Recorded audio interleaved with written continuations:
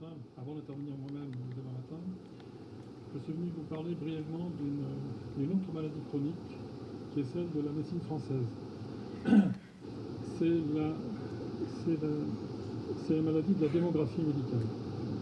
Alors ça vous intéresse ici parce que certains d'entre vous sont des praticiens de médecine douce et je pense que vous êtes tous intéressés par les problèmes de la démographie médicale en France qui va bientôt laisser une place vacante considérable, vous savez que la nature va avoir de vide, à tous les praticiens de médecine complémentaire dans ce pays qui vont prendre plus ou moins, peu ou prou, volontairement ou involontairement, la place laissée libre par les praticiens très âgés, vous allez découvrir sur les pyramide des âges, les médecins libéraux en France, qui vont disparaître peu à peu.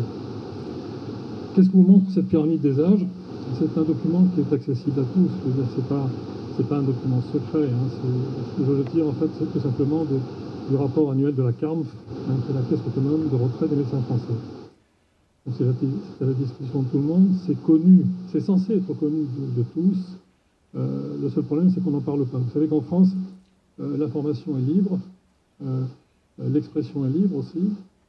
Tout est à notre disposition, il suffit de chercher. Mais quand on veut cacher une information, simplement, il suffit de ne pas en parler. C'est-à-dire de ne pas communiquer sur cette information au niveau des médias. C'est le cas actuellement. On l'a vu avec notre Premier ministre Manuel Valls qui annonce un plan d'économie de 50 milliards d'euros, dont 10 milliards sur la sécurité sociale. En fait, il est largement au-dessous du chiffre. Je pense que les économies qui seront faites d'ici 2017 sur l'assurance maladie seront très supérieures, nettement supérieures à 10 milliards. Le seul problème, c'est que lorsqu'on lui demande comment il va faire ces économies, il répond d'une façon très imprécise, très vague, et tout à fait insatisfaisant. En fait, tout simplement parce qu'il sait très bien comment il va les faire, mais il ne peut pas le dire. Parce que si le Premier ministre annonçait que l'essentiel des économies d'assurance maladie vont être faites simplement sur le dos de la démographie médicale, parce qu'il est évident que c'est une méthode radicale, si vous voulez. Si on supprime les médecins, on supprime les prescriptions, donc on supprime les dépenses. C'est redoutablement efficace. C'est quelque chose dont on ne peut pas parler ouvertement, parce que ça crée une panique dans la population, panique qui n'est pas forcément d'ailleurs légitime, hein, puisque certains d'entre vous sont là justement pour pallier à ce déficit, d'une autre manière. Donc on ne peut pas en parler. Mais les informations donc sont libres et je vous les communique aujourd'hui. Donc cette pyramide des âges des médecins libéraux en France vous montre quoi? Vous montre d'abord, et ça c'est déjà connu, on voit une équilibration de la répartition des sexes parmi les médecins. C'est-à-dire que la profession est en train de se féminiser. C'est-à-dire que vous avez dans les tranches d'âge les plus élevées, vous avez un maximum d'hommes par rapport aux femmes, et puis ça s'équilibre de plus en plus. Plus on descend dans les tranches d'âge, plus on se dirige vers des jeunes médecins. C'est une profession qui se féminise. En même temps, c'est inquiétant, parce qu'on sait, en France, que lorsqu'une profession se féminise, c'est qu'elle se paupérise.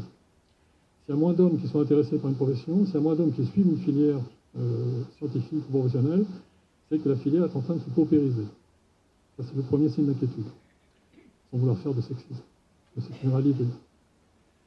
Et la deuxième conséquence, la deuxième constatation qu'on peut faire, la deuxième observation, qui elle est catastrophique, et qui devrait nous faire tous trembler, c'est que nous allons passer, si vous calculez, vous avez les chiffres sous les yeux, il suffit de faire des additions, nous allons passer de 126 000 médecins libéraux en 2012 à 40 000 médecins libéraux en 2025.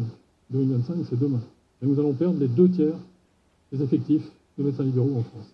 Donc vous voyez que ça va faire de la place pour d'autres types de prise en charge.